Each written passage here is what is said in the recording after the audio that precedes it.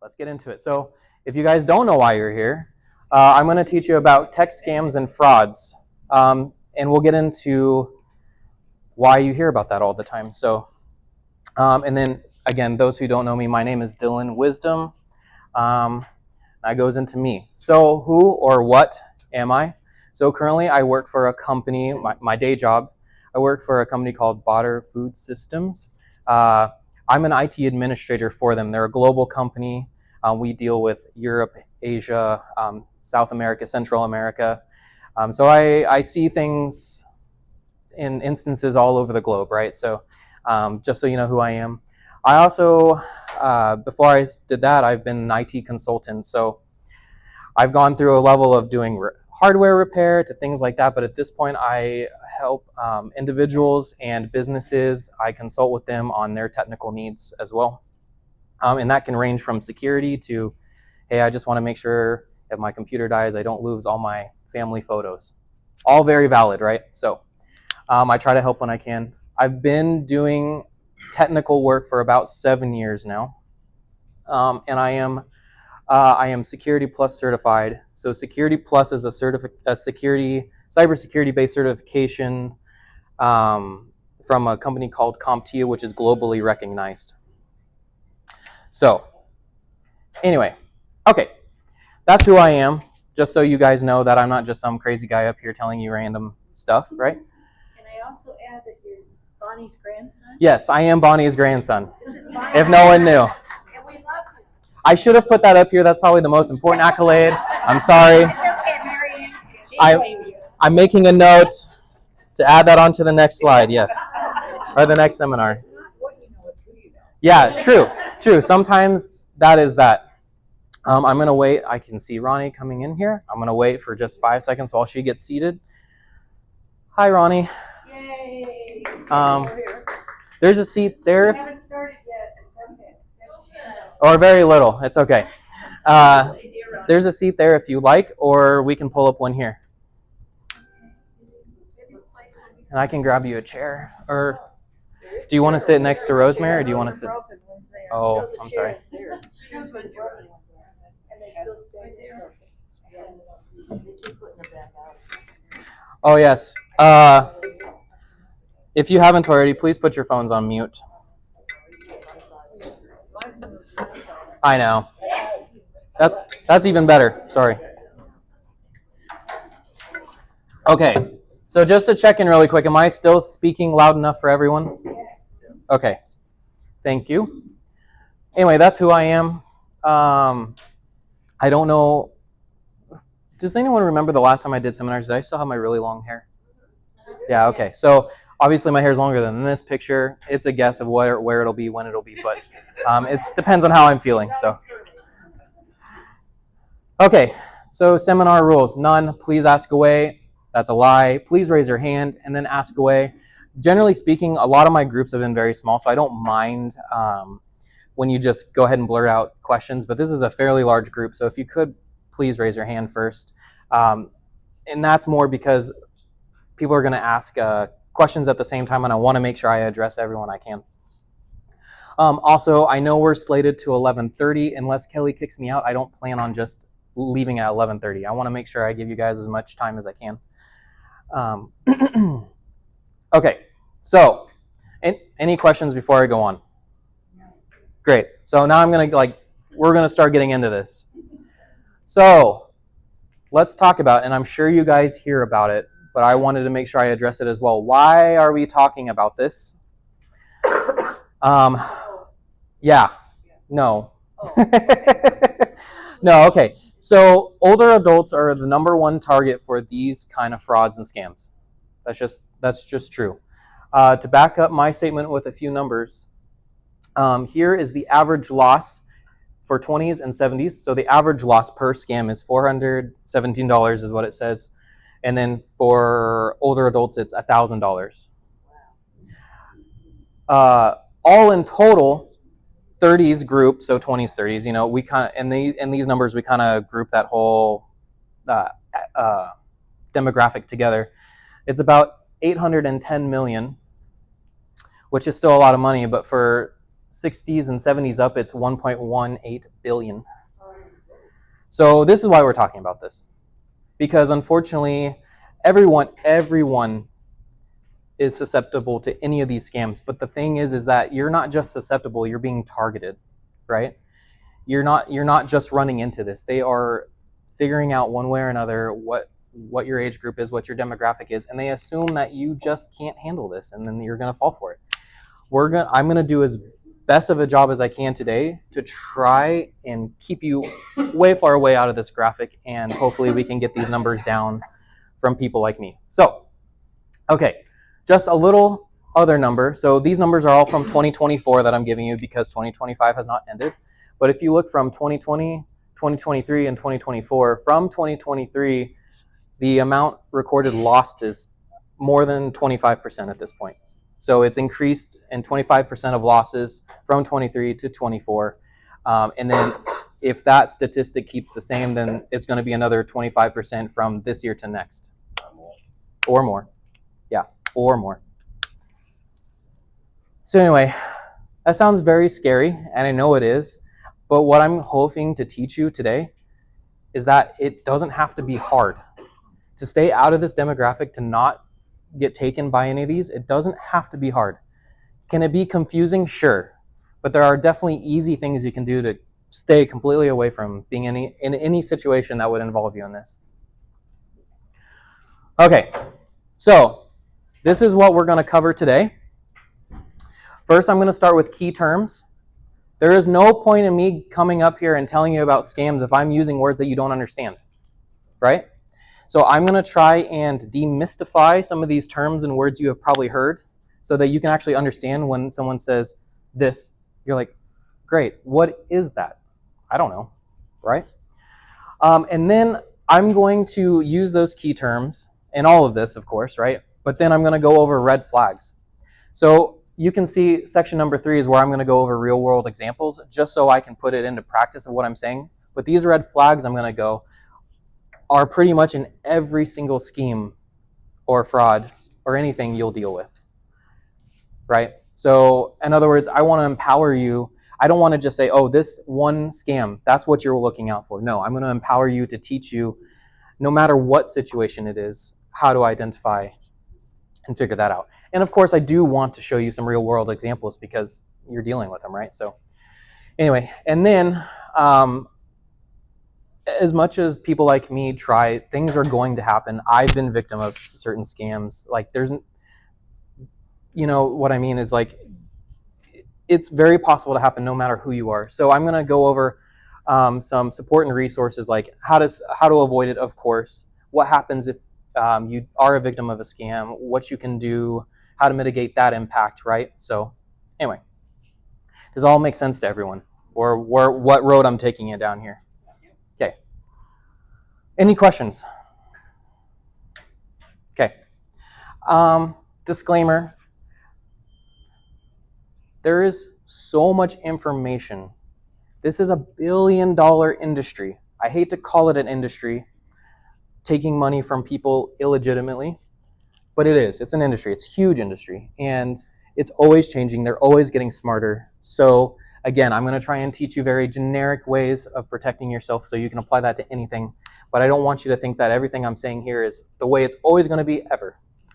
That's one of the reasons why like I give out my information. As we'll get in, I believe everyone should have a safe point of contact who they trust, and I hope to be that for you. So if you ever in a situation where you're uncomfortable, feel free to reach out. That's not a push. That's not a sell. If you have someone that's more qualified and you're more comfortable with, please. I know there are some people out there when they're in a situation like this, they have zero idea where to go or who to go to, and I want to at least give someone in that position an opportunity. So, okay. Okay, I think I paused enough. This is me, so I can ask you guys if you have any questions at this point. Am I still loud enough? Okay, great. So key terms. So what do I mean by key terms? Again, these are things you should know the meaning of in senior, older adults, friendly language, right? Yeah. Okay, so I'm not going to go each one of these. They should be in your bulletin so you can see that there. But these are the terms that we're going to go through. I have like about 60 to 70 slides here, so I'm going to move at a certain pace that I believe is okay. I am more than happy to stop and refine if you want me to. Just please raise your hand and let me know. Okay, a scam. So you can read this traditional definition here. I'm going to provide you with this definition. So a trick used to steal your money or personal information. Yeah, it's all about money or your information. That's it. This is not a complex thing of why they're doing this, right? Fraud. We use these terms interchangeably, but they're slightly different. A crime where someone lies or pretends to be someone else to get something from you. Someone or something else. That'll make more sense later on. Phishing. Who has heard the term phishing? Okay, put your hands down. Does anyone truly understand what that means? Raise your hand if you truly understand what that means. Feel free, go ahead. Okay. The fact that not everyone raised their hand is concerning to me because this is number one. This happens all the time. Phishing is the same as fishing with an F, right? They just do this. I don't know why. You know, some person came up with this term and they thought it was a cool idea to make it a PH instead of an F, right? Anyway, so it's literally trying to fish for your information or fish for a response. They're just trying to listen, if you want to make their day really good, you can just straight up give them money. But that's not all they're trying to get. They're trying to, at the very minimum, if you give them a name, an address, a phone number, that's a win for them. They can turn that into money at some point, right? Or try to. That's all phishing is. Another couple terms I'm going to get out of the way. Can you see through me? Yeah. Is anyone having trouble seeing the slides because of me? Okay. Related terms. Vishing. It's not used very often, but so phishing is traditionally associated with emails. That doesn't have to be true. It's a very global term now, but that's where it stems from. Vishing stands for voice phishing, which is phones, and then smishing is SMS or text phishing. Who has an unpaid toll? An unpaid toll. Oh, yeah. Yeah. Toll. Yeah. Yeah. Right. Okay. Yeah. So I have that example later on in these slides because I know it's very familiar at this point because it's crazy and it's going around. That is smishing. That is phishing through SMS. Great. Spoofing. I have to take a drink, I'm sorry. So spoofing is has anyone gotten a message on Facebook from someone that they know but is actually not them? Yeah. Spoofing. That's all it is. That's the most common example, but these scammers are smart. Has anyone ever gotten a call from their phone number? Yes. Yeah, so like if I have a cell phone number and ending in... Oh, it shows that. Yeah, like I get a call from myself. Oh, okay. This has happened. They're not doing a very good job of what they're doing, but that's spoofing. Right, because you're not going to... If you're calling from yourself, you should know, right? That's spoofing, right? It's just pretending to be what you're not. And trying to fool you into that. Okay, MFA, 2FA, multi-factor authentication. Who has heard that term? Great. Who gets frustrated when they're forced to set that up? Yeah. Unfortunately, you're not going to get much sympathy from me on wanting to set that up. I definitely understand that it can be inconvenient, but this is the number one way that we're preventing people from getting into our accounts. Number one, it's industry standard.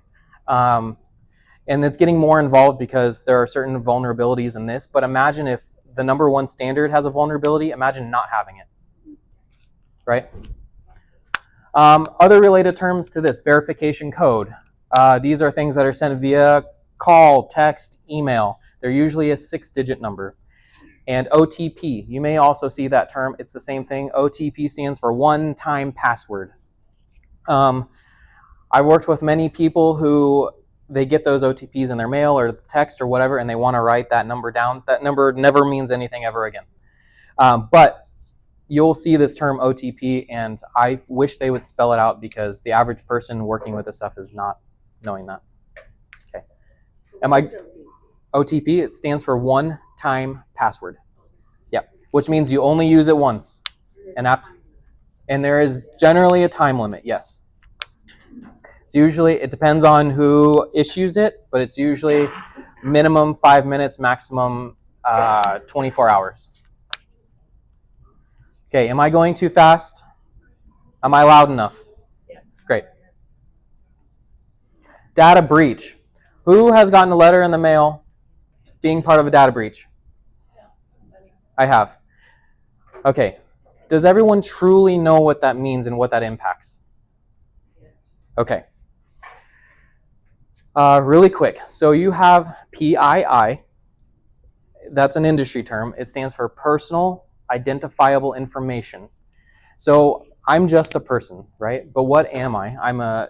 To these people, I'm a name, I'm a phone number, I'm a social security account, all this stuff. That's all PII, and that is all stuff that has to be disclosed if there's a data breach. So if you're part of a data breach, there's a potential for any of that type of information that they expose. Generally speaking, there's gray area in here because, so like I've been through a data breach with the company I've been in. So you should always know what information, they should always disclose to you what information that they lost of yours. That's your right to know. So if you ever get a data breach. And just recently, one of the hospitals. Yes. Yes. They got everything. Yes. Exactly. So, no, she was stating that like even hospitals, like there was, I think it was Liberty Hospital, had a data breach, and that's what they mean. They lost. Someone infiltrated and exfiltrated, so got in and got your information out. That's all that means. There are certain things you could do about that, and we can get to that. But that's what that means. Okay. A link. Okay, so I'm gonna go over this. Does anyone not understand what a link or a URL now? So like when you're in a web browser or you're on a phone, that's the part that looks kind of funky and it takes you to somewhere else.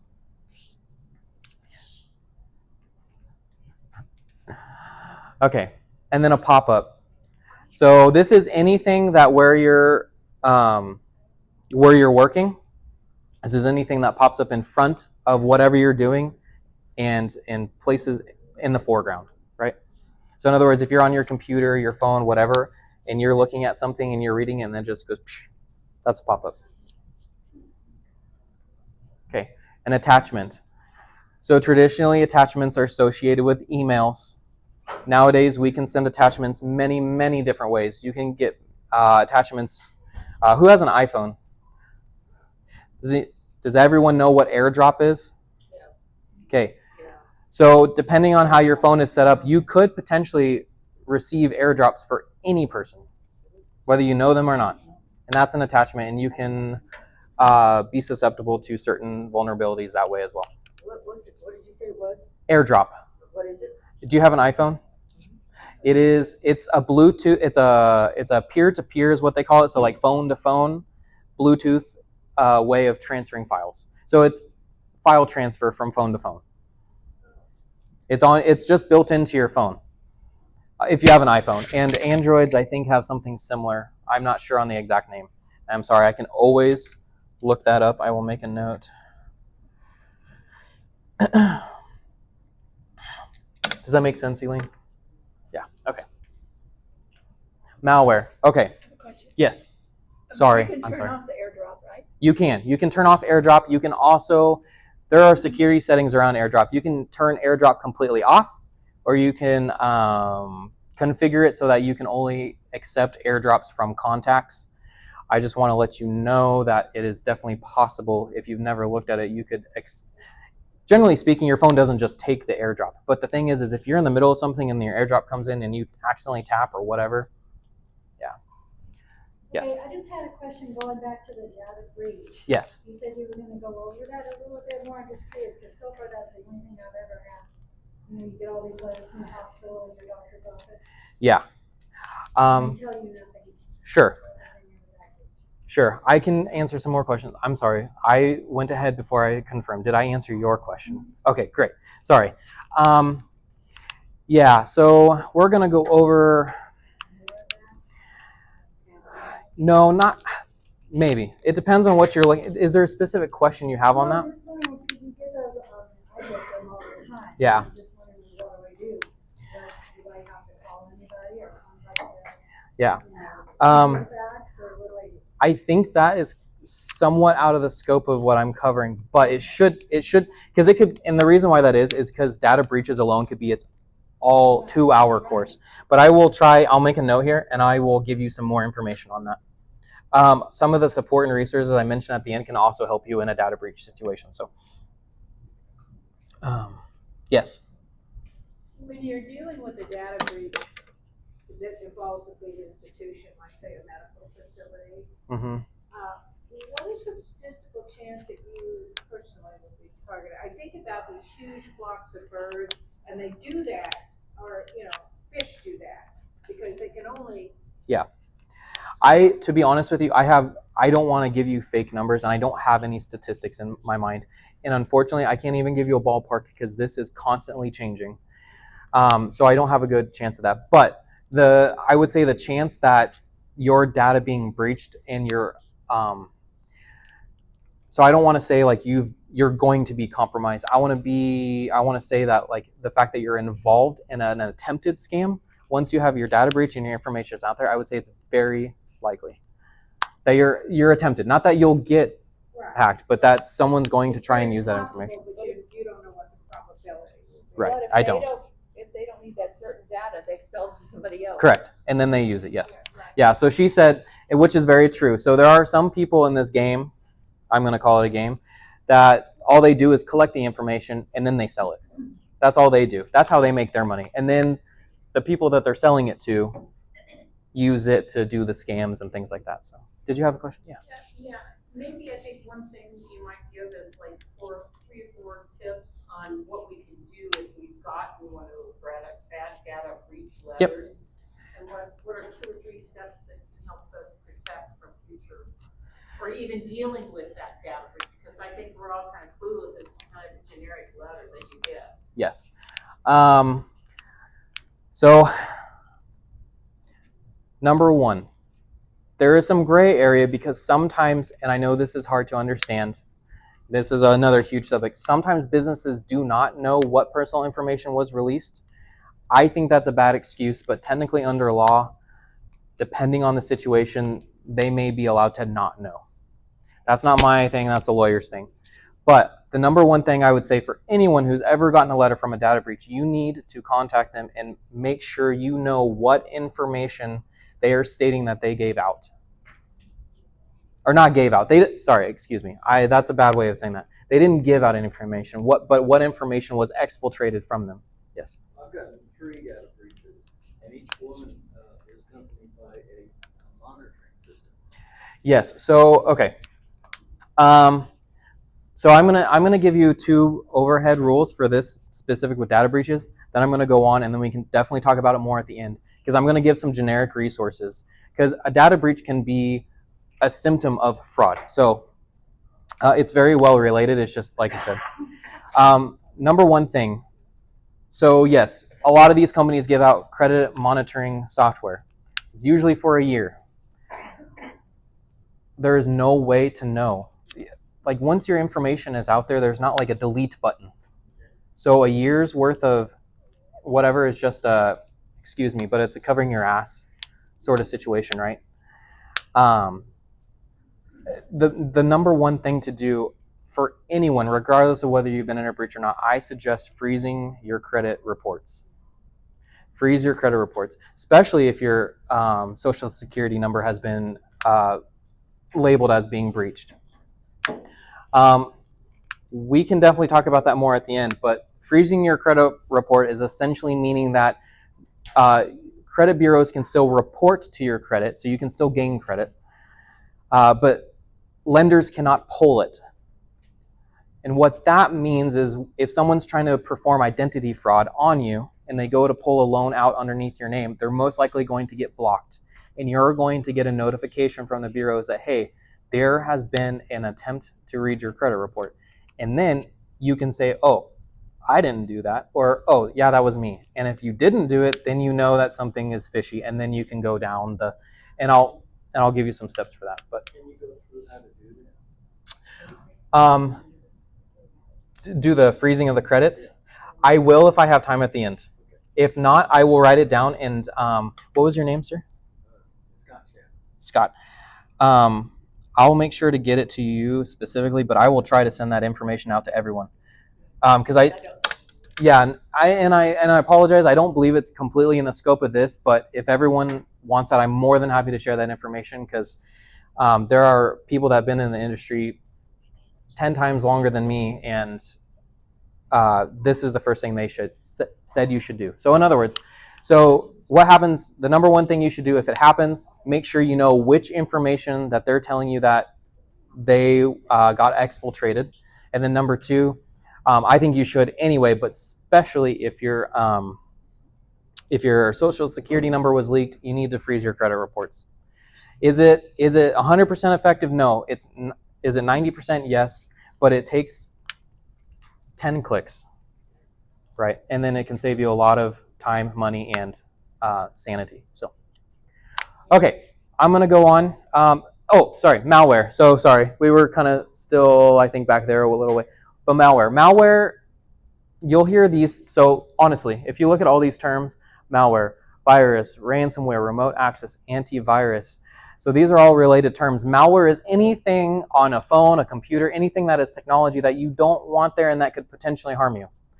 Malware, in your language, it would be malware is a virus, it's ransomware. That's all it is. It's all stuff that you don't want. And it can get to your computer by any of these means that we're going to talk about. Now, of course, antivirus is the potential protection against that. But again, I just wanted to give this as a short term. This could also be a whole class. So, which I'm definitely willing to teach if you guys are interested. Any questions on that though? Okay. Browser. I think most people know at this point what a browser is, but when you're on your computer or your phone and it takes you to a website, you're most likely interacting with a browser. The reason why I want to say that specifically because there are things that target browsers specifically. There are certain vulnerabilities just in the nature of going to a website that these open up. So I wanted to make sure that that word is at the front of your brain and familiar. Oh, I'm sorry. Examples like Google Chrome, Edge, Safari if you use Mac. Those are browsers. And then an app. Okay. An app this, an app that. I know you guys know what an app is, but it's very easy on your phone to just download an app. But an app is software, just like on a computer, and it can be just as vulnerable in certain ways as anything on a computer is. And I want to make that very clear. Your phones are just very simplified computers, but they're computers at the end of the day. That's all they are.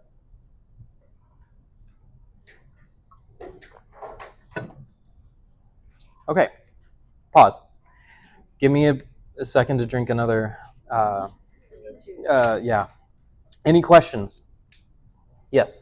when you're talking about apps, I get periodically an app pop up on my phone. I have to go through my app and I'll see a game that Google has downloaded for me. Do you have an Android? Yeah.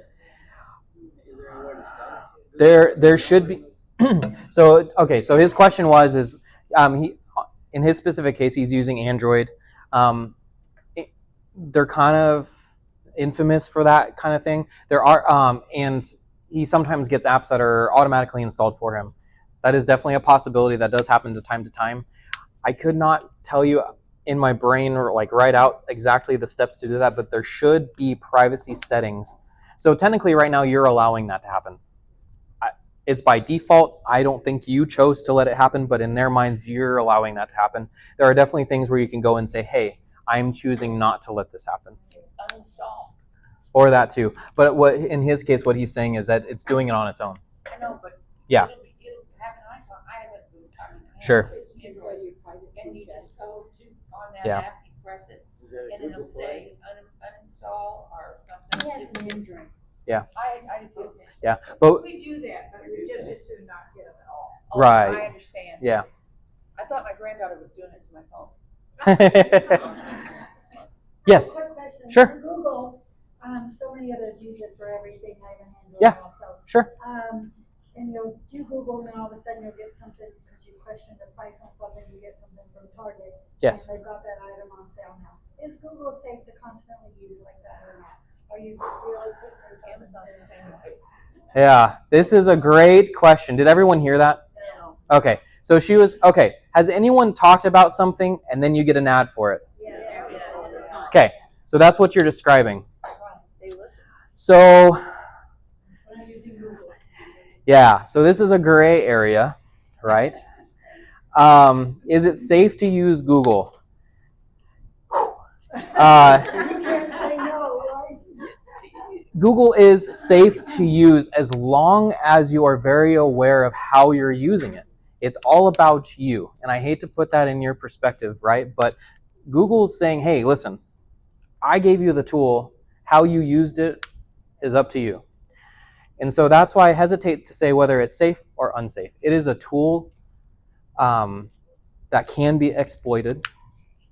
And my goal here in this whole class is to make you aware. I'm going to get over, like, for Google to be safe, you have to recognize these red flags, which I'm about to go over, if they happen to you while you're using Google. Now, specifically what you're talking about, where the data shows up, where it's like, oh, I spoke about this, and then there's an ad for it.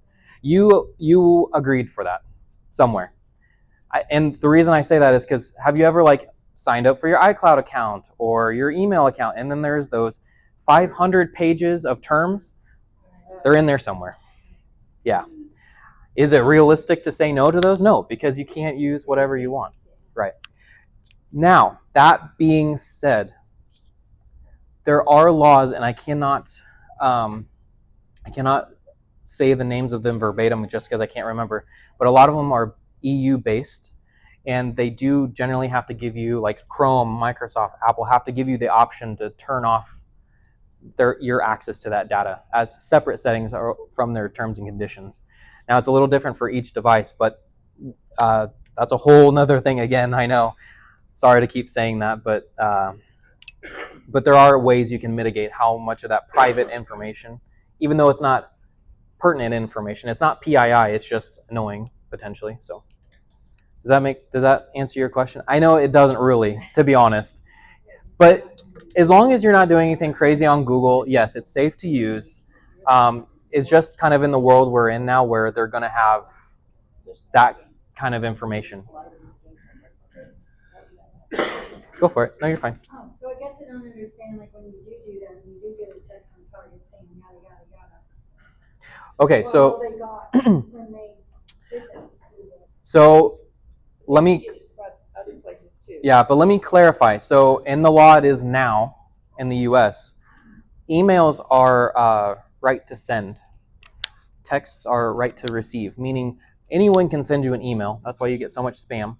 But legally, it is not legal for a company to send you a text without you allowing them to.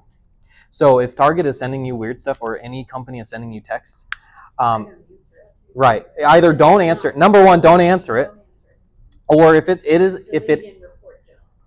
exactly. If it is reputable, you can always go to them and say, hey, don't text me. But if it's like a scam or a fraud, report it. And I'll get into how to report that kind of stuff. Yeah, no, great question. Texts are different. And I apologize. I missed that part of your question. It's not legal for anyone just to spam you with marketing texts. That doesn't mean none of this is legal, though, to be honest with you. So what does that stop? But, Okay, what are red flags? These are things that you are going to see across all scams. This is the real important thing. Again, I'm going to give you specific real world examples, but these are the things you have to watch out for. Okay? And they make you go, like, what? Right? We all, and you're going to learn, we all need to trust our gut a little bit better because this is a game and they're super good at it, right? The thing that I want to do is these are professionals. This not just some crazy person that decided they wanted to contact you one day, right?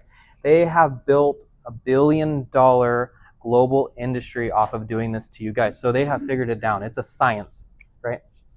But we're going to beat them. I'm going to teach you how to get past that. You're going to make them look like fools. Okay, red flags. Urgency, isolation, being commanding, being authoritative, strange links, strange phone numbers, unusual payments, payment methods, and unusual behavior. I'm going to go into each of those more deep. Okay, urgency. This is the number one thing that they want you to do. A scammer's perfect day is that you never have a time to think about anything. They just want you to do, not think, right? So anytime you're in a situation that makes you go, I'm not sure, and they're trying to like get you to go, pause. It is your right to pause. There's nothing you're ever going to do like, sorry, I thought I clicked the button. There's very few situations where taking an extra minute to pause and assess the situation is going to make any change of outcome, right? Sure. I think the number one thing that you should tell everybody is when somebody's asking you to send money, Yeah. don't do that. Is fraud. We'll get there too. Yeah. That we'll get there. Exactly. But that's the thing. And urgency can come in different ways. They can say, and I have some examples up here, but I'm just going to talk. Well, like you said, there is a $2,000 Amazon charge and we need info to stop it. Or we need you to pay this late invoice, right? So urgency can either be in the way of them telling you that you need to be quick about it or them giving you the sense of urgency, right? Like, hey, there is this situation, you need to act fast or you're going to lose a whole bunch of money or anything like that. Number one thing I want to say, I love my country, but our government does not move fast. So if you get a contact from the government or any governmental agency and they say it's going to happen right now or you're done, that's not true.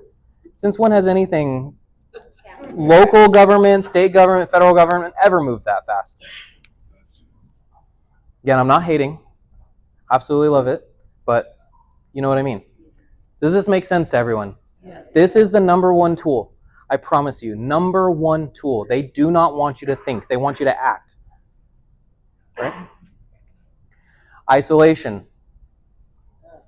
Number 2 or 3, I don't know, but this happens a lot too. They want to control this situation. They want you in their bubble. So they don't want you to, okay, I'll give you an example. My company, we just dealt with check fraud. That is true too. But the example that I was going to say is not related to the check part of it. But we got a call from Bank of America, and that call got routed to our VP of Finance. And they were asking a whole bunch of personal information as their Bank of America rep. And fortunately, she had the hindsight to be like, I don't think that's true. And what she tried to do, and the reason why she knew that it was a scam is because as soon as she said, I'm going to call up, or I'm going to hang up and call my rep, the guy started freaking out. He was like, no. You have to stay with me. You have to stay with me. I'm going to be able to help you. If you hang up, you're going to be on the phone for 2 hours on hold, and no one's going to be able to help you. I'm going to be able to help you. That's isolation.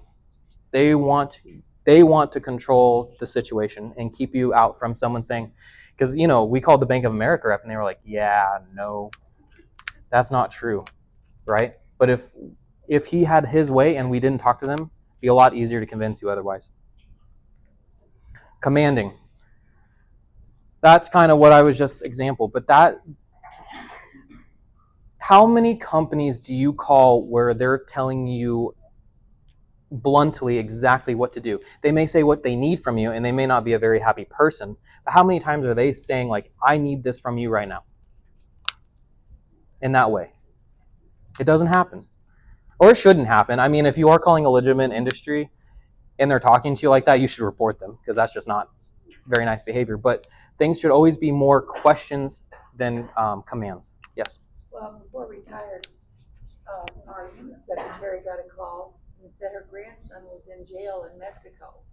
That's actually one of my examples. Okay. Yep, I'm going to get to that, because that's a very scary one, and I think that pertains to a lot of us, and that's urgency.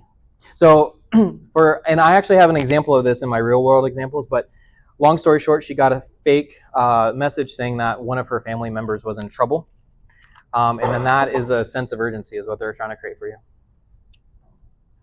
Okay, authoritative. I don't have to spend a lot of time on this. This is where they're posing as someone who has authority. Unfortunately, our human brains are wired to accept authority right out of the gate. So if someone calls you and they say, hey, I'm an officer with the county blah, blah, blah, and I need you to do this, or I need this piece of information from you because I'm investigating blah, blah, blah. You're going to be like, okay, yeah, maybe he does need that information, but that's not correct, right? Does that make sense to everyone? Yeah. Okay, great. Strange links. Okay, we're going to get into this more in examples, but strange links. So the best thing they can do, and this is phishing. So phishing is what I talked about before. This is a big proponent of phishing. They're going to send you strange looking links. Most of the time they're misspelled. They're Amazon.co instead of .com. Or they're, you know what I'm saying. You don't click it. Yeah, you don't click them at all. But this is a red flag. Like if it's not Amazon.com that's saying that you're wanting it, you're going to be like, I don't think that's right. And there are a million examples of what a bad link could be. But again, this is a gut thing. There's not one answer of what a strange link could be other than I can say that they're misspelled. They look horrendous. You know what I mean? If it's this long, it may not be real. Does that make sense to everyone? And it's usually not the bold print, it's in the fine print clear at the top of it. And specifically with email, and I'll get to that. I have an email example, but yes, sometimes links can look legitimate in email, but they're not, and I'll get there. Okay, strange phone numbers. So common things that happen, again, with this Bank of America attempted fraud that we dealt with, it was a business calling her, but it was from a local area code. That's a red flag. A phone number being called from someone you know, but it's not them. I don't know why that happens so much. I would figure that they would figure that out, that's a really huge red flag, but it happens. You'll get phone numbers or phone calls that are spoofed, faked, from family members, and then you pick it up and it's not them, and you're like, yeah, that's not real. Or just strange. So when you get a phone call, do you tend to look at the country code? The country code. Does everyone know? No, the country code. Country code. So in the US and Canada, I don't think Mexico, it's +1. So you can get phone calls from other country codes and it will show up. Usually if it's a local call to you, it's not going to show the country code. So that's why you may not know what that is, because +1 is standard, so it doesn't tend to show that. But if you don't pay attention to that when you get a phone call, you could be even answering a call from another country. Oh. Yeah. So rule of thumb, if you don't recognize that phone number, do not answer. Yeah. Yes. And I believe that they can actually go in and make their number look different. They can kind of Correct. to another Yes. way and 100%. do a local, and then you won't know what the original country's from. Yes, that is true, and that is spoofing as well. So what she was saying, did you hear? Yeah. Could you give us an example of country code of some other country? Yeah. 45 is Germany, I believe. It's at the very front. Yeah, it's the very front, And and then it. says plus, then the area. Isn't there Yes. one for Africa also? There's tons, and I'm sorry I cannot remember a whole bunch off the top of my head. Larger than a They can be. I was gonna say, is it? No, they are generally 1 or 2 digits, but they can be larger than that. But they're always denoted by, so you're always going to have a plus and then the country code, and then the parentheses is usually the area code. I don't know if anybody has any of the old phone books. They used to keep them in the old phone books. I did not know that. They used to have all the country codes. And you can Google it, and then you can say, what's the country code for, like, Germany or for, Yeah. Guatemala? I just know 45 because I deal with, yeah, Germany, you said, you named one other one. I didn't. No, you didn't. No, I'm sorry. I can't, for some reason, I know other ones, but my brain just, yeah. Okay. Unusual payments. Guys, this happens so often. Never, never, never, never, never will a business ever accept a gift card or a Visa card as payment. It happens so much, and I feel for these people so bad because they're trusting. That's the number one problem. Not a problem, right? Happened yesterday. Yeah. A payment. Yeah. Like somebody was out in a parking Yeah. lot somewhere. Yes. And they went out and bought a bunch of gift cards. Yes. Yes. Oh my We've God. we've had Yeah. yes. This happens so often. So often. Please never go out and buy a gift card for the sake of paying someone back for something. Especially if it comes from a strange phone number and they're making you do it fast and they're telling you to do it right now. Right? It happens. And you don't even have to send them the gift card. No. They just want the number off. the Correct. back of it. 100%. They don't need the physical card. That is a great point. They do not need it. And I know it seems silly now that it's like, yeah, why would you ever give someone a gift card? But when you are in that moment, if they call you and say, hey, this person's in really big trouble, and if you don't do this, they're going to be stuck in Mexico jail, right? You're gonna feel different. It's different when you're in that situation. That was on the news either last night or this morning. Yeah. It was an older couple, like they was in their 70s, and they got scammed for like 850,000. I don't know. Yeah. A lot of money. I've helped people get past this. Yeah. It has happened in my circle. I know it. Never do the gift card thing. Somebody in your circle? Yeah, I've had multiple people reach out to me to help with this. And I'm telling you, it sounds silly. You're like, how could that ever happen? But when you're in that situation, it's hard. You don't feel like you're in the situation, right? Or it can be like that. Again, my goal is to help you try and identify those red flags so you know if you're in that situation. Zelle. Has anyone Zelled or used Zelle? So the danger of Zelle is a great tool. Like many of these things, technology is a great tool, right? Zelle is a bank-to-bank transfer. So you directly, it's like a wire transfer, but it's something that you can control rather than the entities. And that's what makes it so powerful, because as soon as you Zelle, it's from a bank account and it's gone. And all the young kids, I'm talking to my daughter and all of her friends, they all use that stuff. Yeah. Like they go to garage sale. Yep. I said, I'm Yep. gonna get a cash box. Yep. Come on, because people don't carry cash. Yeah. They just use Zelle or something else like that. Yeah, no, Zelle is, so all of this is great tools. The problem is that you need to pair this with all the other things. Like, are they telling me to Zelle right now? Are they pretending to be someone else? Are they commanding me to do it? Or are they asking, right? Generally speaking, you should never Zelle to a company anyway, right? It's usually person to person, so. Is Zelle like PayPal? Yes, or yeah. Venmo? Yes, the difference about Zelle, though, is Zelle is linked to, 90% of the time, it's linked to a bank account. Venmo and Cash App and things like that are generally separate accounts that you add money to. But the thing is so usually you have to add money to Venmo and then to someone. Zelle is a direct line out of your bank account, which makes it powerful, and that's why scammers use it, because as soon as you accept that,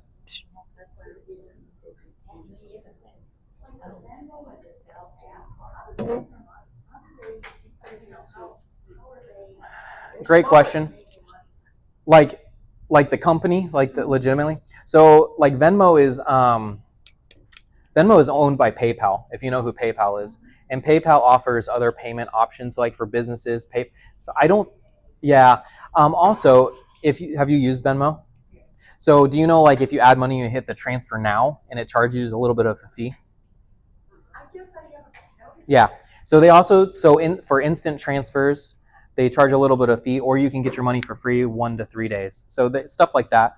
Zelle, I actually don't 100% know, but based on other companies that like that, I am sure that since Zelle is so convenient for the consumers, the banks pay for them to have that service. Yeah. Okay. I'm going on unless anyone has questions. Unusual behavior. This is a huge thing, but 90% of it is like if you ask them direct questions and they don't answer the question directly, like a simple question, who are you? Who are you? What company are you with? Where are you calling from? And they dodge those questions, huge red flag. Huge. Because they don't want you to know, right? But they're not gonna say their name anyway. Exactly. And if they don't, like if I call someone, they say, hi, this is so-and-so, or I've also had them change their name in the middle of the call. Are there all that name from that office? Yeah, true. Sorry. Like the call center, they can make up anything Yes. they want to, they Correct. can all be Debbie. Correct. Yep. If they repeat themselves, it's hard to describe. You're going to see a lot of different behaviors, right? Because they can act any way, but you're going to feel I don't think that's right. And specifically, it's going to be when you ask them questions. Because whenever you're on a phone call, anyone, you are in power, right? You have the power to change that whole conversation. So if you're asking questions, which you should, okay, verify that again. Why are you asking me? Do you have a tracking number for that? Do you have a transaction ID? And they're like, well, we don't need that, or we don't carry that information. Does that make sense? Anyone have refining questions on that? I'm not a psychologist. I just have some basic experience with this. You saw it on TV. Yeah. Okay, any questions? Okay, I'm going to try and go a little bit faster, not in the sake of time, or not in the sake of getting through it, but anyway, so please slow me down if I need to refine something more. Okay, I want to go over this really quick, and I know there's going to be tons of questions, but I want to be very clear on this. These are not red flags. Could they be red flags? Yes, and you need to be aware when you're doing these things that you're doing them correctly. But I have so many people who, because of all this going on, they are afraid to do things. Now, it can get tricky on differentiating whether something is malicious or good-willed, and that's where asking a friend or family or someone who knows is really important, right? But password resets, those are good things to do, and you are going to get password resets emails from time to time from companies because a lot of companies try to rotate those, right? If you have a password that's really old, the older a password gets, the more insecure it is. So should you be very cautious when you're resetting a password? Yes. Are they necessarily malicious all on their own? No. Password resets are good if you're doing it in the right way. Yes, it is hard to tell. Pay attention to the red flags. Yeah. Updates. Updates can put malware, but updates are good. Updates actually are part of what keep your device secure. Microsoft spends a lot of time, Microsoft spends a lot of time making updates that are specifically security related. And so if you never apply those, you won't get them. Again, could also be malicious. You could get a fake update and there could be a software that's put on your device, but you just have to pay attention to those red flags or ask someone. Yes, I'm sorry. How safe is it to let Google remember your password? That's a great question. What is the question? How secure is it for Google to remember your passwords? I'm formulating a thought on this because I have different opinions. Yeah, generally speaking, okay, so on your computer, do you have a password on your computer? Yeah. Great, perfect.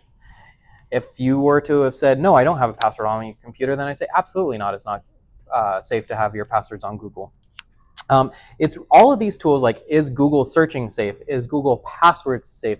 It's all about how you implement and use it, right? So you protect your Google passwords with your computer password. That's fantastic, because if I were to just open your computer, go into Google and see all your passwords, no, that's not secure, because you're literally just one,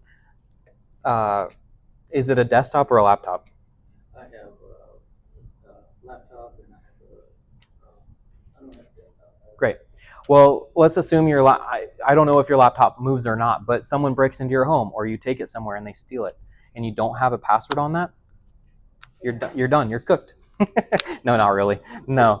But it does definitely put you in a worse position than you could have been. So password managers, I believe Kelly has me teaching a class all on just password managers. So we'll get to that. I couldn't hear that, what did you say? I believe Kelly at this point and I have decided that I'm going to do a class all on passwords and password managers.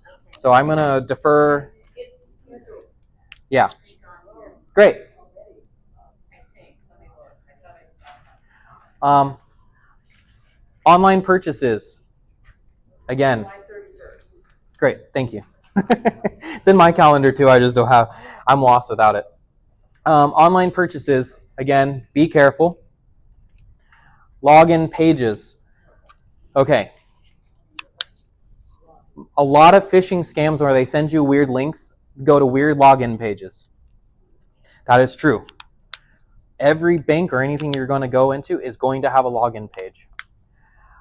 That is a whole nother subject, and I'm sorry to keep saying that. Security is a very complex business, but just because an entity is asking you to log in doesn't necessarily mean it's false. You just have to make sure you identify the red flags or not to tell if it's safe. Language barriers.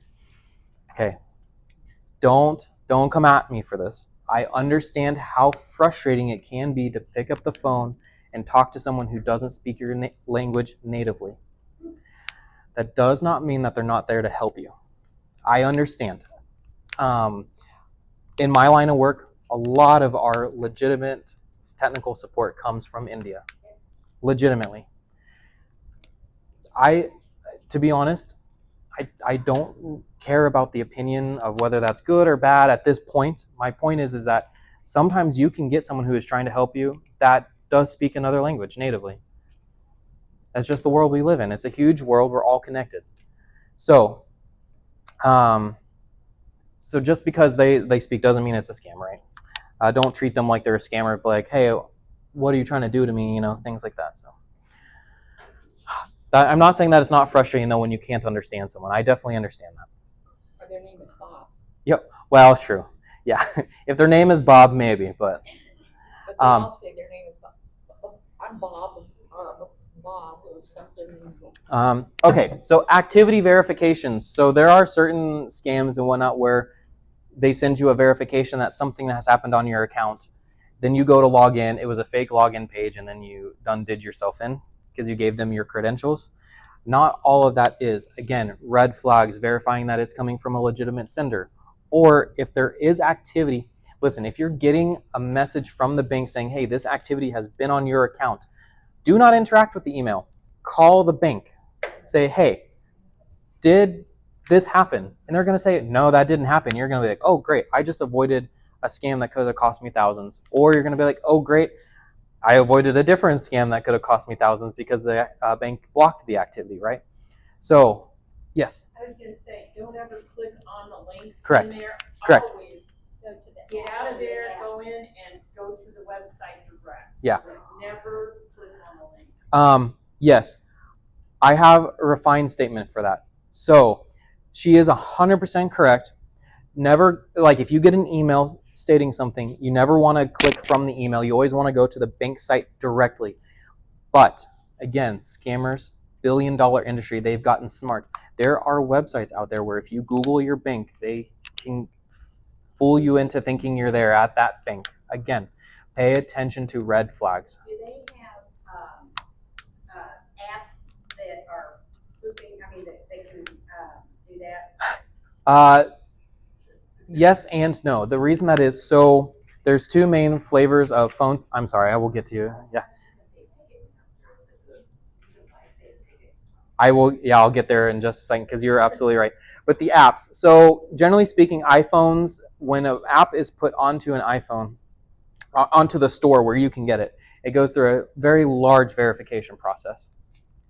And generally speaking, you can't get an app onto an iPhone from a different source. And I'm not saying iPhones over Androids or anything like that. This is just how it is. No. To be very clear, it doesn't matter. You just have to be aware of what you're dealing with. Androids, they do have policies for their app store and what can be uploaded, but they're not as stringent. And it is possible, technically, to upload an app as a file from another source to your phone as an Android. So, I think the question was, can malicious apps get onto your phone? And it depends on what you're dealing with, but yes, they can. Well, like the bank app. Yeah. Is there anything that we should watch for if we Google it and try to, or go into a Play Store? Yeah. Are there fake apps Yeah. on there? So generally on both stores, there is a verified flag. So it's usually a little star with a check mark or something in it, and it's usually verified, meaning that some random person didn't upload this app. It was the publisher was verified, meaning that they have legitimate address, email, contact, right? They're not just some crazy person who upload. Always look for verified. That would be my guess. And then Ticketmaster, what she was talking about. So Ticketmaster, I actually specifically worked for a company who worked in the ticketing industry, so I have a little bit of insider information on this too. It's a huge industry and it's very complex, but yes, you can definitely, certain ticketing companies like Ticketmaster allow you to create accounts and sell. Like if I buy tickets and can't go there, you can actually go into Ticketmaster and upload your tickets and sell them there. Now there are ways of frauding that, which is what she's talking about. And then if your tickets don't work at the door, they give you a number to call. And if you call that number and you're about to go into the concert, and you're like, okay, I just need to get in, like I've got my whole family with me, and they're like, okay, well if you just give us this information or whatnot, we'll get that taken care of and you can go right in. And you're like, oh yeah, no problem, here's this information, right? Yeah. I've actually had this happen to someone. Yeah. And I helped them get past that. But yeah, so you just have to be, again, urgency. And that's what I'm saying. When you're in the moment, it's not going to feel, it's not like I'm up here and it's like, okay, was that a scam or not a scam, right? It's live, it's different, it feels different. Okay, so your gut is such an important thing in this situation. No matter how much I tell you, you have to trust yourself. Does this seem legit? Does it seem legit? Like, are they treating you like a person from this institution should? Excuse me. Do you trust the entity? Do they trust you? Are they treating you like a person? Or are they trying to control you like an animal, right? It happens. Okay, pause. Any questions? So that was a lot of information, and it's going to be simpler to go through this, I think. All good? Is this making sense? Am I giving good information? What was the last Okay. thing you said? I'm sorry. How do you feel? How do you feel? Trust this entity. Do you trust them, and do they trust you? So if a scammer calls you and you try to explain things to them, so okay, what do I mean by trust you? If a scammer calls you and you're trying to be like, well, I don't think that's so, or this is actually they're going to tell you, no, just do what I'm saying. Oh yeah. Okay. Right? Like, are they taking your information into account? If they're just telling you what to do and they're not receptive of anything, yeah. Okay, real world examples. So this is where we're going to take all the terms and all the red flags and we're going to put it together. Okay. Yeah, that's fine. Why? Money. That's it. Either to sell it and get money or get money directly from you. That's the reason why this happens. Regarding what I'm talking about, they're not doing it for fun. Right? Okay, the types that I'm going to do, phone and text scams, so calls and texts, online and email. So generally online meaning like websites, things that you interact with that, email specifically. So much of stuff comes through email. Email is like the original entry point for all of these things, right? In-person scams, I only have one example for that because it can be perpetuated by technology, but I'm not going to get deep into that because this is more about the technology side of it, but I want you guys to be aware. And then emotional-based scams, right? Things that make you feel. Okay, so this is what I was talking about. I know almost everyone's gotten this text message from one company or another. Okay, can anyone tell me why this, if you didn't know this was a scam, why is this a scam? Great, that's fantastic. Number one thing I'll tell you in any scam, context of everything. No, there is no toll roads in Missouri. But what if you were recently traveling and then you got this? Colorado has them. Yeah. And they were another state that got hit. Yeah. With the same theft. Oh, it's global. It's global. This is not, yeah. So, okay, so let's say that you recently traveled where there are tolls and then you get this text message. How can you verify that this is, that too. So see where it's a text message that came from an email? That's weird. Weird, number one. Number two, companies like this don't text you things like this. That is not how things work. Generally speaking, things are changing. There are some companies that'll, but anyway, never answer any sort of payment through a text message. My next advice to this, if you really aren't sure if this is a scam or not, find their number and call them. Say, hey, I got a text message from you saying that I owe X amount or I have an unpaid toll. And they're going to be like, what? And then you're going to be like, well, there we go, right? Anyway, there's a lot of information here, but creating a sense of urgency, like unpaid toll billed to your account to avoid late fees, right? Urgency. Sent from an email address. Contains a strange link. .world. Do you see .world? Yeah. It's weird. It's weird. It's not normal. Yes. I just got one, a toll. Yeah. Scam like that, and it said that my license is gonna be. Yes. Yes. Whatever. Suspended. All these other Yeah. things. Exactly. This is just one example. They can get a lot scarier than that. They can say, if you don't pay your toll, we're gonna penalize you, and you could be locked up for X amount of days. I got one yesterday. Yeah. That said it was a collection agency that I had to make the assessments on my other house Yeah. for the last 3 years, and that they're gonna freeze my credit and all this kind of Yep. stuff. And I knew it was wrong. Yeah. I didn't know anybody anything. So Yep. No, I didn't pay it. Okay, guys. Sorry. I know. This is the other stuff is most important, but this is how to apply it. So I want to make sure you guys get this. Marketplace. My God, is Marketplace an amazing thing if you're looking for deals, but boy, can it be dangerous.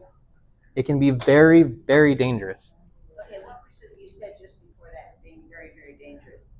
It can be very, very, if you're like looking for deals, it can be a great thing. It can be a great tool is what I'm saying. Like Facebook Marketplace. Right. Yeah, exactly. Sorry. Specifically, I am talking about Facebook Marketplace here. That made the slide the title a little bit too long. But like Facebook Marketplace, yes. Great tool. But can be definitely very dangerous. A lot of the schemes revolving around that, they're going to start like this, right? I know this is kind of hard to see, but it says, who has used Facebook Marketplace? Either buying or selling? Please raise your hand. My sister had. Okay. So generally speaking, this is a canned response. You ask, is this item available? Like in this perspective, you're selling. They're going to say yes. It says, okay, I'm interested. Please send me your cell phone number. Whoa. Number one, never send any personal information over anything like this to a stranger. Regardless, even if they're a legitimate stranger. This is a fake account. But never do that.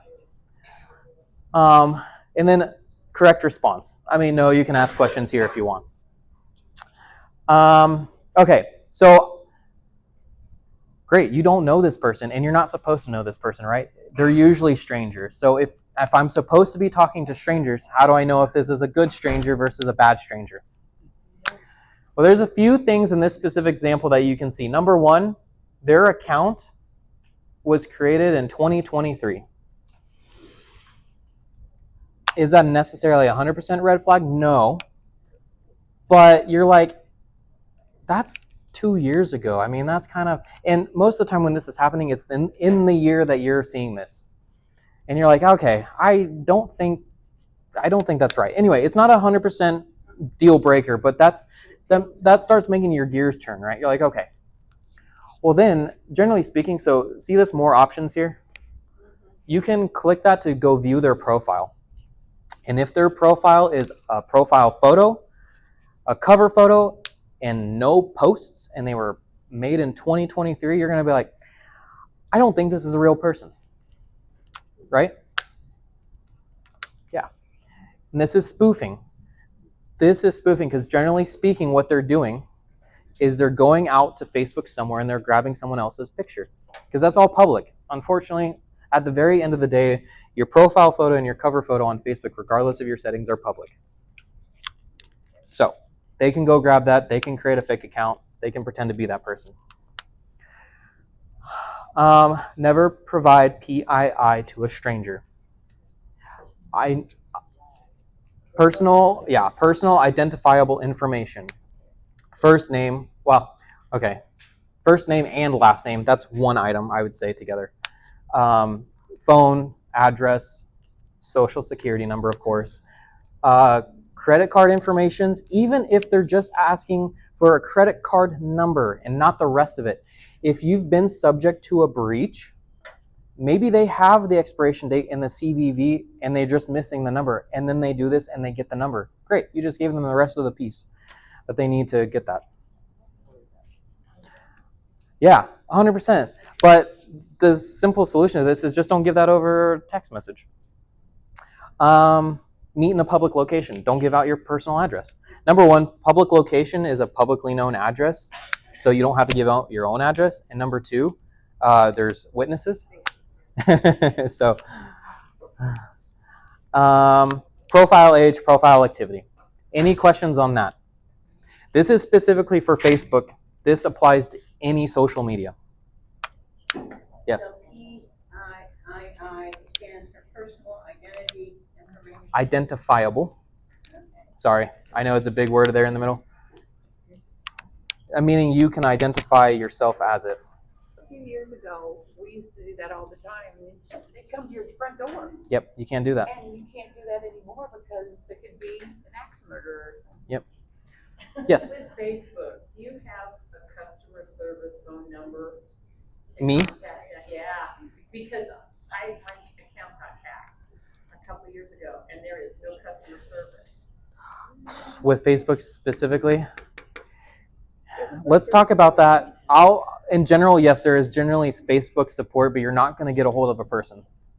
It's very hard to get a hold of a person, which makes it feel even weirder, right? Because you got scammed online by talking to someone over messages, but yet the authority, the actual... I still have control of that account. I have no control over that account, and they have scammed my friends out of money and all kinds of stuff, and they're trying to hit my new account. It's really hard. So, question, and I'm not saying I don't trust you, but I just want to be clear. Do they actually log into the account, or are they using your information to pose as you?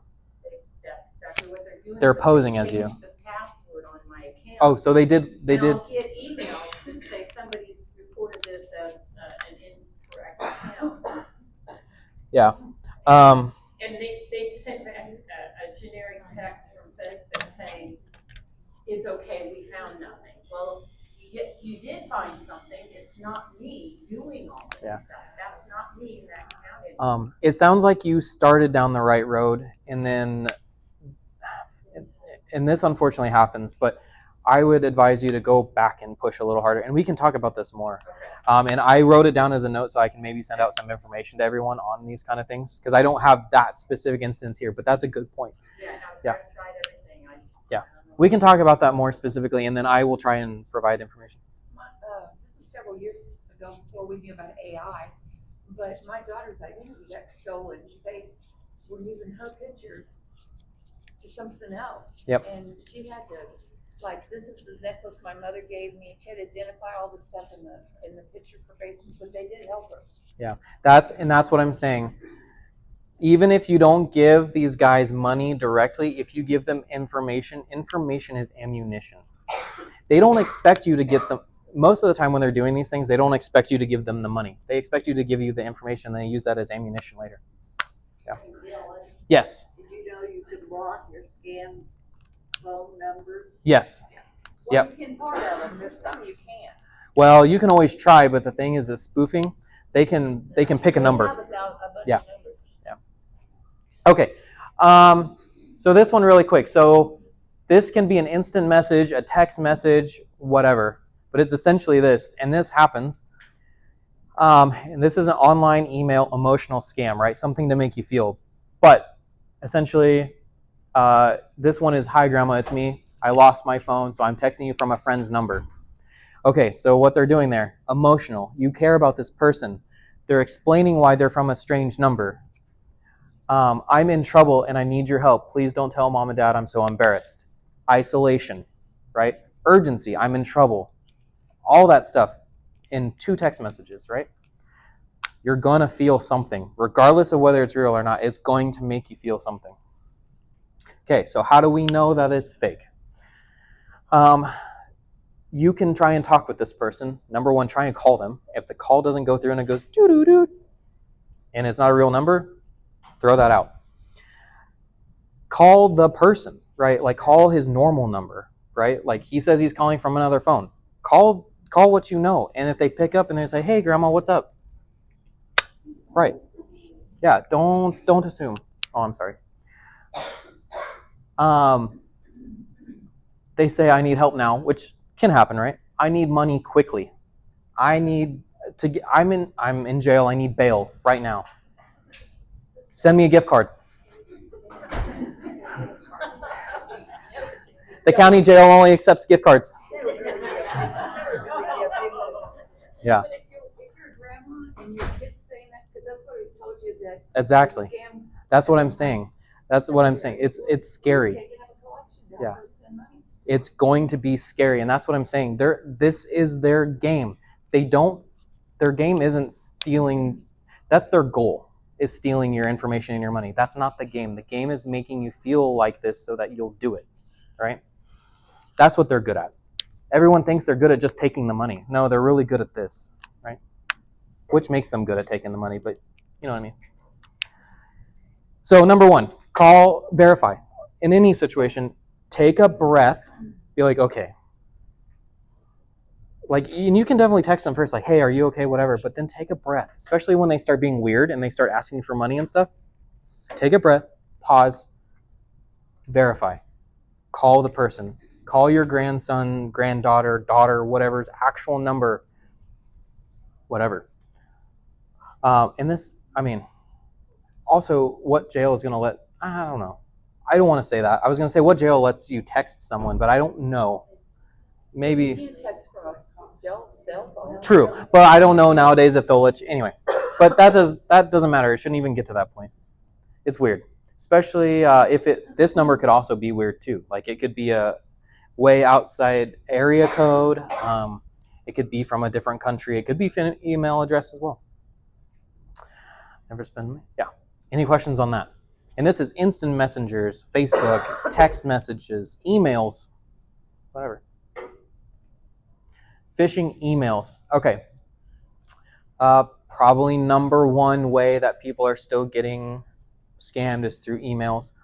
This one is specifically saying that it's your bank. So I could not find a good example that didn't have a lot of personal stuff in there, because they do try to do that.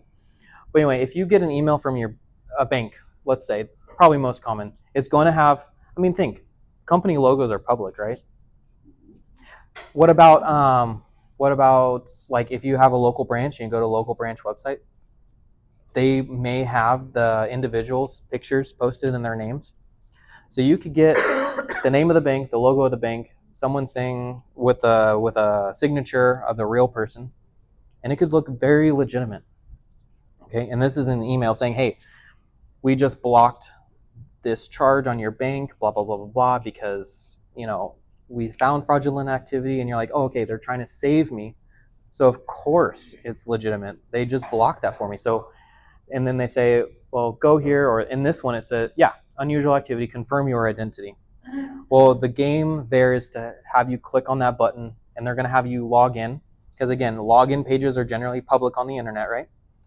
So they're going to make it look the exact same, but you're going to give them your username and password to your bank, and then they're going to keep that, and then they're going to go to the real bank and use that, right? So how do you know? Number one, I apologize, this is a bad example, but so like, I'll just use Bank of America because I talked about them before, but it's www.bankofamerica.com, maybe /login. That's it. This button, if you hover over it, like if you take your mouse, it's harder on phone, and I understand that, but if you hover, it's not going to be that. It's going to be some crazy string of characters and letters that doesn't make any sense.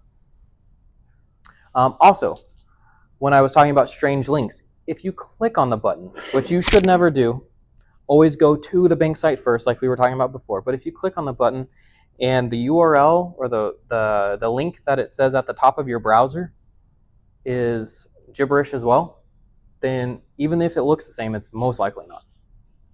Again, there's nothing wrong with pausing and verifying. So pause, get away from the email, call the bank, say, hey, I just got an alert that I need to verify my identity. Is this legitimate?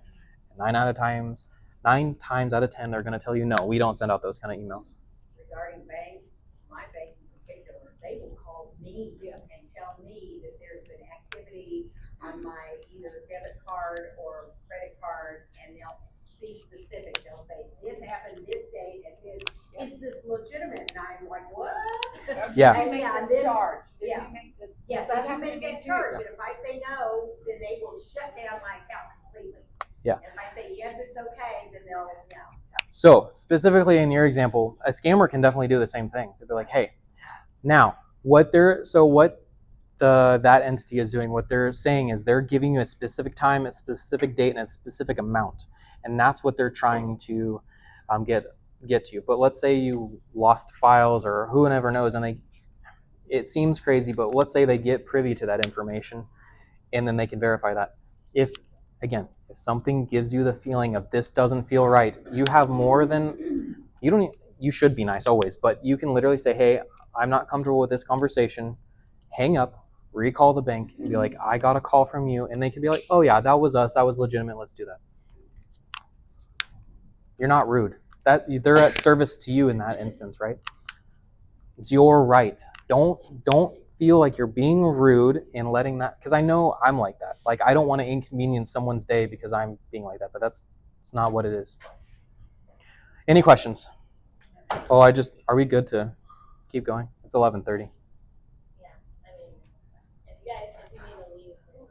Yeah, if you need to, but I'm more than happy to keep going. So you're gonna have more of these classes, right? Mhm. Good. I'm going to breeze over this really quick, but just because I've seen mentions of it happening and they are geared towards your demographic, don't let strangers into your home, especially if they're unprompted. I don't care if they are a legitimate business. Especially after tornadoes and stuff, roofers and Yeah. people that you don't know. But you don't need them in your home regardless. If your house is missing its roof, you know you need a roof and you'll go get them. But even if they're like, hey, your internet's not working right or whatever, if they're from a technical perspective, just be like, okay, thank you. And then you can call AT&T back directly and be like, hey, I just had a rep out at my house that said this. And then you can confirm that with them. Browser pop-ups, this happens a lot. You're working and then all of a sudden your computer shuts down and it says you have a virus, you have to call this number right now or you're going to get locked out of everything.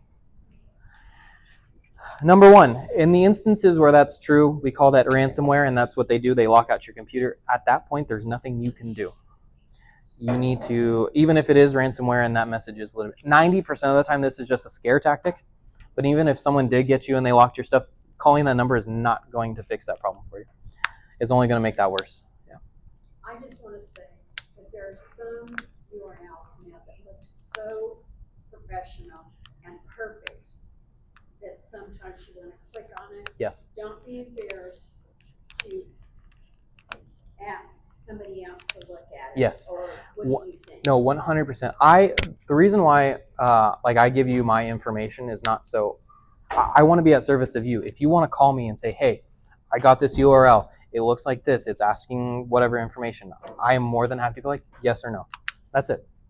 Or someone trusted that you have. It doesn't have to be me. I want to be able to be that point of contact for you, but it could be family member, sister, brother, son, girlfriend, whatever, anything. Don't be embarrassed ever. In this instance, being embarrassed is going to cost you a lot of money. I work part-time at a hotel, Sure. and so I've been very lucky. I've had a lot of training Mm-hmm. in fishing. Great. all night long. Fantastic. That means that whoever you're working for is doing a great job. Because it could literally affect that hotel's equipment, Yes. software. It could Yes. attack, or it could Yes. affect the Yeah. nationwide. 100%. So, for people who don't know, does anyone recognize the name CrowdStrike? What? Yep. CrowdStrike? No. That was the day from hell. Yes. That was what? CrowdStrike. So, yeah, day from hell. We could not let people checking in. It stopped everything. Yes. So that's an example of what you're talking about, where one thing affected the world, right? So, We could not access our key That system happened last year. for days. What? CrowdStrike, like you're striking something. Yeah. That was the day that it affected Yeah. airlines, hotels. So CrowdStrike is really a software for technical people like me that use it, but on the back end, it did some crazy things and it affected a whole bunch of systems. So anyway, The but- one thing I did want to say, sure. well, there's a few things, but Okay, let's, sometimes people will check in and they'll say, well, I'll say, well, you made your reservation on a third-party site. And they said, no, I made it on your website. Yep. Yes. And that- Companies pay for the top listing. Oh, do you mind what hotel entity you work for? Homewood Suites. Homewood Suites. Which is a Hilton property. Hilton, perfect. Even better example, Hilton is Hilton. Homewood Suites is Homewood Suites. They could have two separate websites, even though they're the same company. That alone can cause confusion, let alone Expedia, TripAdvisor, whatever, right? So always look at the URL. Correct. But I do want to be clear, URLs are a great thing to check, please. But at the end of the day, contact the entity directly. I don't care if it seems fishy, contact them. But you're 100% right.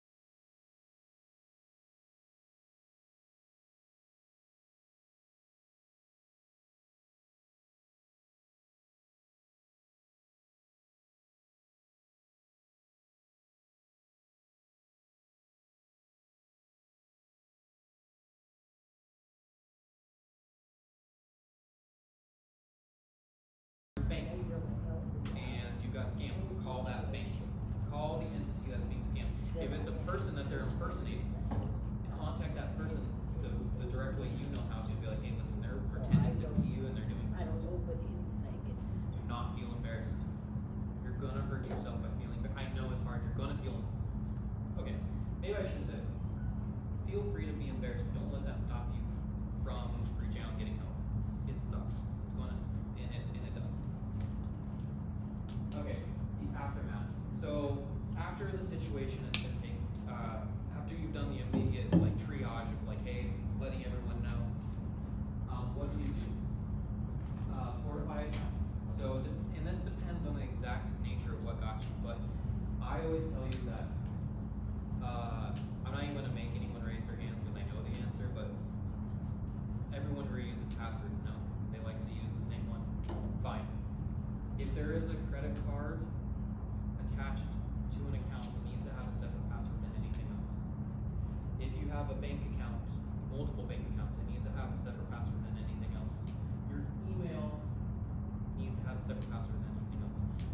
I think anything with financial information that banks make sense. The emails is because still number one right now, emails are your primary MFA source.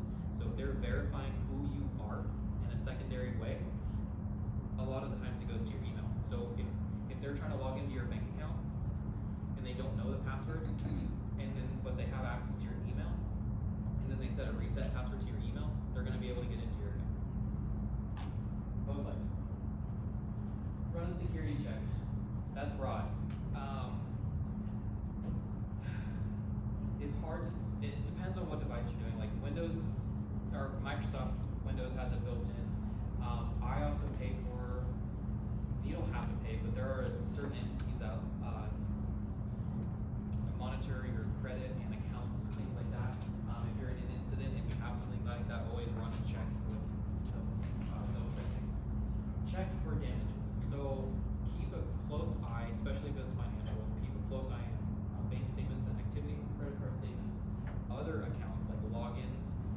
Has anyone ever got an email or message that they've logged in from a weird location or they've gotten messages? Keep an eye on stuff like that. Now, those can also be falsified, but those are very important. You can at least check them out, right? Notify family and friends. Again, let someone know so that they can help you. And then report it. To where you report it, always, first thing, always the entity in which was, what was the medium of whatever happened. So if they're faking the bank, go to the bank. If it's Facebook, try and contact Facebook. You know that's hard in certain circumstances. And then, so generally the entity in which was spoofed or whatever is what's going to help you get through it. But these are also things that we should do. FTC fraud reporting, you can always report it to the federal government so they can try and track down these things. Again, it's a huge monster that we're trying to tackle, but if no one speaks about it, they're not going to know. Or they could know a lot more, right? AARP Fraud Watch, there's tons, a lot of this information I got was from AARP. They have tons of good resources on what, when, and how to do things. I mean, they're amazing. They really do. They spend a lot of time and money trying to collect resources and roll the results. And then there's also an Internet Crime Complaint Center. There's also a government site. You can also report there as well. Okay. Oh, this is just another note. As I know a lot of you guys travel and like to travel abroad, text scams can go there too. Watch out for people. I don't know, when I travel I always like to keep everything on my chest. But you can definitely, like, don't leave your phone or wallet sitting around. If you're traveling, always make sure your stuff is password protected and secure. I mean, if you give someone your phone full access, I mean, think about everything that's in our phone. So just be aware when you're traveling that text scams can be. When you're traveling, what do you think about the WhatsApp? Because they do text and call from that particular traveling app. But So- I know a lot of people, when they travel overseas, use that because Yeah. it's free. No, so, and this is kind of similar to what I said before. WhatsApp is a great tool, fantastic tool. It can definitely be exploited. So you just have to be cautious of what you're doing. And I know that's an easy thing for me to say, right? Because I But- kept getting spam calls in the middle of the night, so I deleted the No. app because it was just annoying. we use WhatsApp professionally, even in our company. That's how we communicate internationally with some of these people. But it's just you have to be cautious of these tools. Yes. We able to go back to the one that showed that one. Yeah, I think that's in your pamphlet too. I didn't see it. Last page. Oh, here it is. I'm sorry. I'm sorry. I may have made it too small too. I'm sorry. No, no, I'm no. being a very senior person. Say, on the travel, on the, Yes, no, go ahead. Go on ahead. the travel one, cause we're going to Mexico and that always scares me about Sure. going. What would be your concern on my phone, anything to beware of? Sure. So number one, and I'm gonna ask you a question you may not know the answer. Number one, stolen, 100%. Don't let Yeah. it get stolen. Yeah. Just don't let it get stolen. Alright, Back it up before you go, or you lose all that information. When you're going through security now, they told me the last time, don't put your phone by itself in the cart, the bin. Put it with some of your other stuff and keep an eye on it at all times, because they said that's the number one thing being stolen now is your phones. Really? Yeah. If they have physical access to your phone, that's number one concern. But if you do have your phone stolen, make sure you have a good password on it, like not 1, 2, 3, 4, 5, 6. I know people who do that. And then there are certain securities like my phone. If a pass, I think it's built into iPhone. I think it's 10 password attempts and it wipes the phone, so they can't get access to your information. There's things like that. But fingerprint's pretty secure. Yeah, I or mean, facial recognition. and facial recognition, yeah. The most important thing is physically having access to your phone at all times. Like I said, I like to keep things on my chest when I travel, just so I know it's like. That's what they recommend too, Right. because they say that things in your backpack, Oh, back your pockets purse are or terrible. whatever, Yep. they say that's the one thing they look for, always keep it in your Yep, front. yep. I always like to keep it on my chest, or at least in my front pockets. Back pockets are pretty susceptible to being stolen from, especially when you're in big crowds or whatnot. You bump into people all the time, right? If you're bumping into people and someone's, I know it sounds shady, but it happens. They've got these new things too, that if they get close enough, they can scam all your information too, if you're not. So you're talking about, yes, there are a lot of protections on the technologies that are used to protect that, but specifically what you're talking about is something like that used to happen a lot more with tap to pay type stuff. Yeah. But those are more encrypted now. Not saying it can't happen, but that's definitely a concern. But most of the time when you're looking for I have a travel wallet that I wear when I go internationally, it's RFID Right. blocking so that it can't get in there. Yes. I also saw on the TV, they were warning people about airports and using your USB port to charge Yes. your phone. Yes. That you should not do So that. they have, go on Amazon if you travel, go on Amazon right now and buy one. They have, so when you get a standard USB with your phone, it can transfer data and power. They have USB connectors on Amazon. Just buy from a verified source, power only, which means you can plug it into a USB and it can only power your phone. It cannot transfer data. Because you're absolutely right, that's 100% true. Skimmers is usually what Yeah. skimmer, when Yeah, you that's talk what I'm about saying. skimmer, you're typically talking about like skimming the card information off. But it's kind of adapted to reference anything that's put over a separate device to seem like it's that. So in other words, if you have a legitimate USB port here, but they create a device that slips over the top of that, it's definitely a thing. It happens a lot. I'm sorry, so you said on Amazon? Plug-in No, go ahead. rather than the USB port at the airport. Sure, you can do that. Yeah, I'll say that too. What was your question? I'm sorry. No, the Amazon Protector, or what? Yeah. What are they called? USB cord power only. Yeah, power only. And she was saying that it's not a bad idea to, you may just want to default to using a plug instead of a USB. Yeah. But the power only is definitely a